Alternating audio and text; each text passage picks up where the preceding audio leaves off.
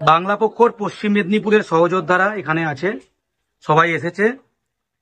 পশ্চিম মেদিনীপুরের পিংলার মালিকগ্রাম গ্রামে বুদ্ধদেব বারিকের বাড়িতে, বুদ্ধদেব বারিক, গণেশ মাঝি, সন্দীপ মাঝি এও সহ 16 জন কাজ করতে গেছিল গুজরাটে।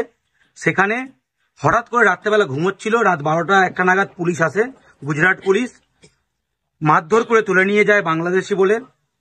থানাতে গিয়েও মারধর করে, কার্ড দেখায়, তারপরে বলে আধার কার্ড মারবো না, বাংলা সব ফেক, মারধর করে। তারপর এখানে বাড়িতে মাঝে একটা যখন গাড়ি তুলেছিল, ফোন করতে পেরেছিল বাবা মাকে। তারপর এখানকার স্থানীয় প্রশাসন এবং পুলিশের, পশ্চিমবঙ্গ পুলিশের সহযোগিতায়, মাননীয় এসপি পশ্চিম মেদিনীপুরের সহযোগিতায় ওদেরকে গুজরাট পুলিশ থেকে ছাড়িয়ে আনা হয়। এবং ওরা যে মারা হয়েছে, পিঠে গুজরাট পুলিশের বুটের দাগ আছে, বুটের ক্ষত এখনো আছে।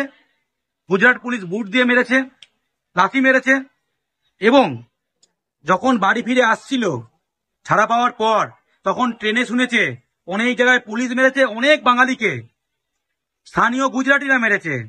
হিন্দু মুসলমান নির্বিশেষে সব বাঙালিকে বিভিন্ন রাজ্যে মারানো হচ্ছে। এই অত্যাচার অবিলম্বে বন্ধ হোক। বাংলা পক্ষ এই জন্য লড়াই করছে বহুদিন ধরে। এবং আমাদের পরিষ্কার কথা যে 450 টাকা মাইনের কাজের জন্য, রোজের কাজের জন্য যে বাইরে গেছিল, এত কম আয়ের জন্য বাইরে যেতে হবে কেন?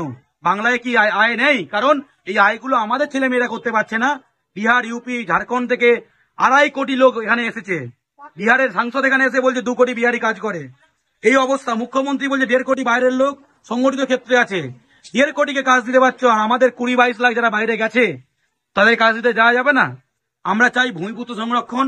এখানে প্রত্যেকের দাবি, প্রত্যেকে বলছে, জোরেই বলছে স্থানীয়দের কাজ চাই তো, খড়গপুরে, হলদিয়ায়, অর্থাৎ বাইরে গিয়ে প্রাণ হারা বেড়ে চলবে না।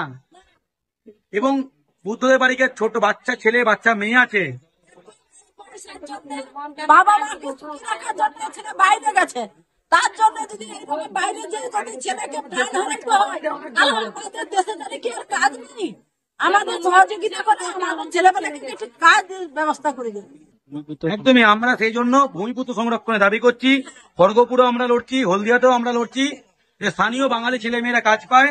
এই তার ওই বাচ্চা মেয়ে, এই হচ্ছে বুদ্ধদেব বারিকের বাচ্চা মেয়ে, বুদ্ধদেব বারিকের স্ত্রী এবং তার বাচ্চা ছেলে।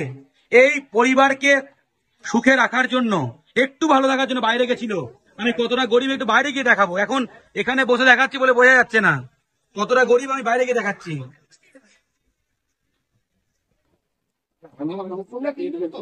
এই হচ্ছে বাড়ি, এই হচ্ছে বাড়ি। এই যে ইন্দিরা আবাসে সরকারি ঘর পেয়েছে, ঘরে এখনো মেঝে মাটি দেখতে পাচ্ছ। এই হচ্ছে বাড়ি।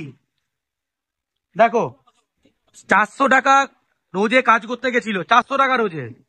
এই হচ্ছে বাড়ি। তারা গিয়ে বাইরের রাজ্যে বলে বাংলাদেশি বলে মার খেয়েছে।